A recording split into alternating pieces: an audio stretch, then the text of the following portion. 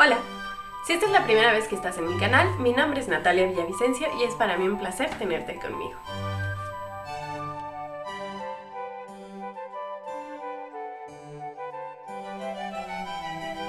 En este video y en los siguientes voy a empezar a hablar sobre temas que algunos suscriptores me han pedido. Así que si te interesa saber algo o tienes alguna sugerencia, déjalo en los comentarios y seguro hago un video al respecto. En esta ocasión me pidieron que hiciera un tema un poco más optimista o alegre, porque bueno, efectivamente entiendo que a veces la historia puede ser pesada y en esta situación en la que estamos viviendo muchas veces queremos saber algo más alegre y no tan pesado como pueden llegar a ser algunos temas. Y no es que este tema sea optimista, pero definitivamente me entusiasma la idea de compartirles la inusual vida de Fray Servando Teresa de Mier. Orador extraordinario, defensor incansable de la igualdad y la independencia latinoamericana, quien, en palabras de Edmundo Gorman, fue un aventurero más que por elección, por sus circunstancias, las cuales lo llevaron a caminos inusuales incluso después de su muerte. Bueno, te invito a que observes esta cápsula y al final me comentes qué te pareció la vida de Fray Servando Teresa de Mier. Recuerda activar la campanita para recibir notificaciones de cuando suba nuevos videos, que vienen temas muy interesantes. Y bueno, comencemos. José Servando Teresa de Mier y Noriega y Guerra nació en la ciudad de Monterrey, en la provincia del Nuevo Reino de León, el 18 de octubre de 1765, en el seno de una familia que provenía de la nobleza de Asturias. Desde muy joven, se trasladó a la Ciudad de México para ingresar a la orden de predicadores o dominicos. Además, estudió filosofía en el Colegio Pontificio de Regina Porta Coeli de la misma orden, donde se ordenó como sacerdote, y a los 27 años se doctoró en teología por la Real y Pontificia Universidad de México. Estudioso de la historia, también se distinguió por ser un gran orador. Desde aquellos años, en la Nueva España se festejaba el 12 de diciembre la aparición de la Virgen de Guadalupe, y en el año de 1794, Fray Servando fue seleccionado para dar un discurso frente a las máximas autoridades de la Nueva España. Se podría decir que ese fue el inicio de sus desventuras, ya que en su sermón pretendió demostrar que el culto guadalupano y el cristianismo eran prehispánicos. De tal forma, no se debía agradecer a España ninguno de estos dos elementos. Días después, el arzobispo Alonso Núñez de Haro lo acusó de herejía y blasfemia ante la Inquisición. Fue excomulgado, se le redujo a prisión, lo despojaron de sus libros y de su grado de doctor. Se le prohibió a perpetuidad el ejercicio de la enseñanza y fue condenado a 10 años de exilio en España.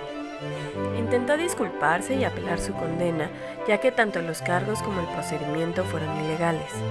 Al ser miembro del clero regular, no podía ser sentenciado por el obispo de México. Además, que su sentencia se dictó sin previo juicio, pero fue en vano. Y, tras pasar 2 meses en la fortaleza de San Juan de Ulúa, fue embarcado en Veracruz rumbo a Cádiz. Una vez en España, escapó por primera vez de su prisión rompiendo los barrotes de la celda con martillo y cincel, pero fue capturado y encarcelado de nuevo. Esta vez fue confinado en el convento de San Francisco, en Burgos. En su nueva cárcel se le concedieron mayores libertades, por lo que pudo presentar su caso al Consejo de Indias. Así, los teólogos de la Inquisición determinaron que no hubo blasfemia ni herejía. Sin embargo, la influencia del obispo impidieron su absolución, por lo que en 1801 se escapó nuevamente y se refugió en París, Francia, donde se relacionó con grandes pensadores de la época. Cuando volvió a Madrid, fue apresado por tercera vez debido a una sátira que publicó en apoyo de la independencia mexicana. Fue enviado entonces a un reformatorio en Sevilla, del que escapó nuevamente en 1804.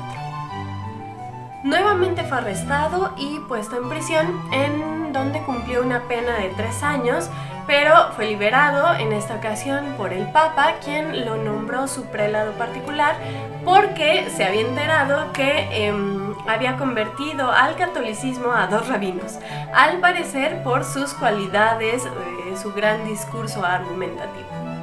Durante la guerra entre Francia y España, se unió al Cuerpo de Voluntarios de Valencia, donde participó en numerosas batallas.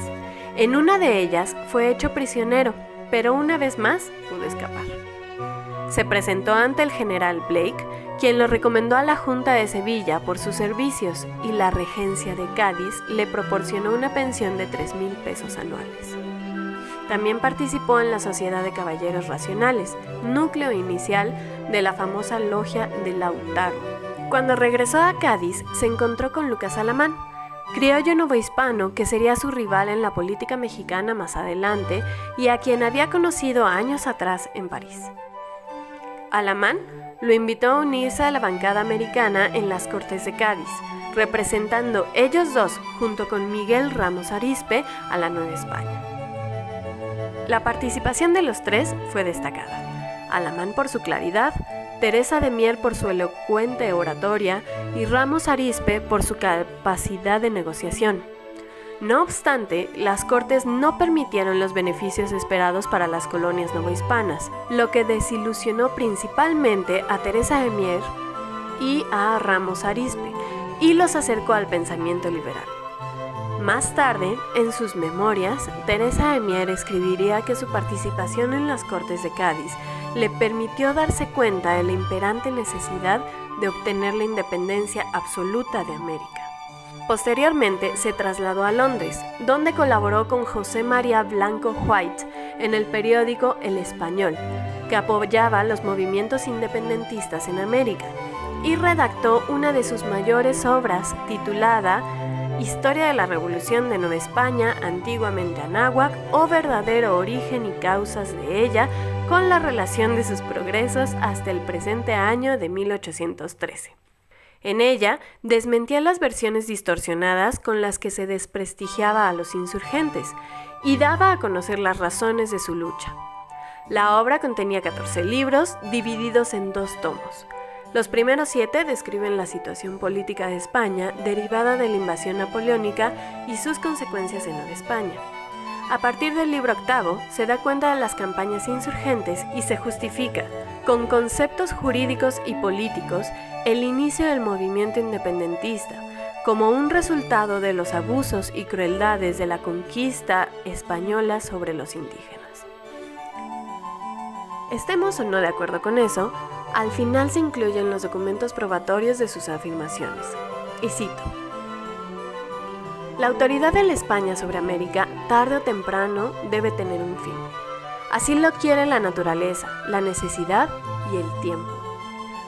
La naturaleza no ha creado un mundo para someterlo a los habitantes de una península en un otro universo. Ella ha establecido leyes de equilibrio que sigue constantemente en la tierra como en los cielos. Y cierro la cita, concluyó Mier en su libro. En Londres conoció al revolucionario español Francisco Javier Mina, a quien algunas fuentes dicen que lo convenció de venir a México a luchar, o bueno, a lo que iba a ser México, a luchar por su independencia en contra de el rey español. De esta expedición, Mina fue apresado y fusilado, mientras que Mier, hecho prisionero por los realistas, fue trasladado a la fortaleza de San Carlos de Perote y después a la cárcel de la Inquisición en la Ciudad de México, donde escribió parte de sus memorias, y finalmente sería trasladado a La Habana en 1820, de donde se escapó de prisión por 6ª ocasión. Llegó a Filadelfia, donde permaneció hasta la consumación de la independencia de México. En febrero de 1822 volvió a México, pero al arribar por el puerto de Veracruz fue hecho nuevamente prisionero por soldados españoles y enviado al castillo de San Juan de Ulúa, pero fue liberado gracias a las negociaciones por el Congreso Mexicano y nombrado diputado en el primer Congreso Mexicano por el estado de Nuevo León. Desde este cargo se opuso a la formación de un imperio mexicano con Agustín de Iturbide a la cabeza. hecho que le valió la prisión por enésima vez en su vida y asimismo escapando por última vez el 1 de enero de 1823, en esta ocasión del convento de Santo Domingo. Una vez que fue derrocado el imperio de Iturbide, Teresa de Mier fue elegido diputado al Segundo Congreso Constituyente. Edmundo Gorman, historiador y comentarista excepcional, dijo de él: dotado de fácil palabra, mordaz, erudito, inteligente y deslenguado, siempre supo cautivar la atención de sus oyentes. Escribir fue su ocupación predilecta, pero aventurero inquieto, más de ocasión que por afición, su obra entera se resiente de falta de unidad. No por eso se menosprecia. Su obra es admirable, el estilo es original y vigoroso, y toda ella está animada de la apasionada personalidad de su autor. Y cierro la cita. Murió poco después, a los 64 años, en diciembre de 1827. Y fue enterrado con honores en la cripta del antiguo convento de Santo Domingo en la Ciudad de México. Pero casi como acto final de las múltiples aventuras que tuvo durante su vida, años más tarde su cuerpo fue exhumado y encontraron que se había momificado.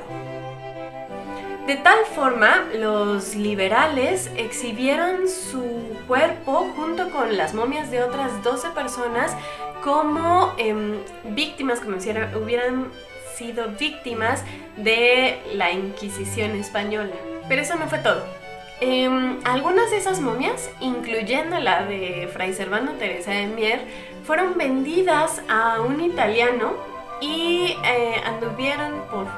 anduvo por varios años en un circo, siendo exhibido en varias partes del mundo, razón por la cual no se sabe bien a bien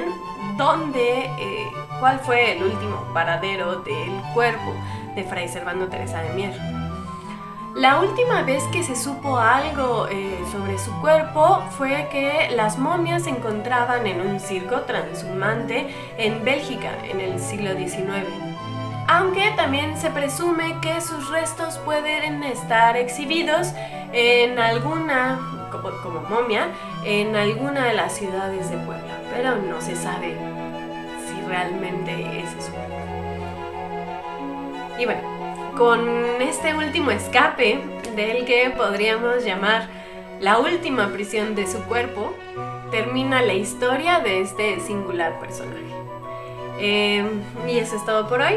Espero que te haya gustado esta inusual historia y diferente historia de una vida tan interesante como la fue de un personaje tan importante como fue Fray Servando Teresa de Mier. Y bueno, te invito a que le des like, actives la campanita y te suscribas a mi canal. Adiós.